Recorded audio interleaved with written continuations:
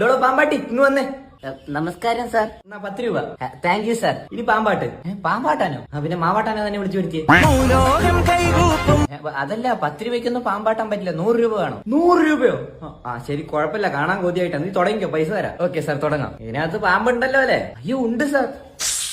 കണ്ടോ ചീറ്റുന്നത് കണ്ടോ? ഒരു പാമ്പ് വിഷം ചീറ്റുവോ? പിന്നെ ഇപ്പൊ ചീറ്റ് ചെയ്ത അടപ്രഥമനം. അതല്ലടോ, വിഷം ചീറ്റ് ചെയ്ത് നമ്മുടെ മേത്ത് കെട്ടിയ പ്രശ്നമാവില്ലേന്ന്. അങ്ങനത്തെ കുഴപ്പങ്ങളൊന്നുമില്ല. എന്നാ തുടങ്ങിക്കോ. Okay sir. അയ്യോ അത്ര അടുത്ത് വേണ്ട, കുറച്ചുകൂടെ പിന്നിലോട്ട് വെക്കി. എന്നാ കുറച്ചുകൂടെ ബാക്കിലോട്ട് ഇരിക്കാം. പാമ്പാട്ടി വന്നത്. എടാ കുറച്ചുകൂടെ പിന്നിലോട്ട്. സാർ എന്താ സാർ ഇങ്ങനെ പെണ്ണുങ്ങളെ പോലെ പേടിക്കുന്നത്? സാറ് ഗേൾസ് സ്കൂളിലാണോ പഠിച്ചേ? ആണോ മാഡം? സാർ ഗേൾസ് സ്കൂളിലാണോ പഠിച്ചേ? ആടാ, സംശയം ഉണ്ടെങ്കിൽ നിന്റെ അച്ഛനോട് ചോദിച്ചോ, എന്റെ സീനിയർ ആയിരുന്നു. സാറിന്റെ ഒരു തമാശ. ഇപ്പൊ പാമ്പിനെ കണ്ടോ? അയ്യോ എവിടെ? മേഡത്തിനെ കണ്ടുപടി. മേഡം ചിരിക്കുക, ഒരു പേടിയില്ല.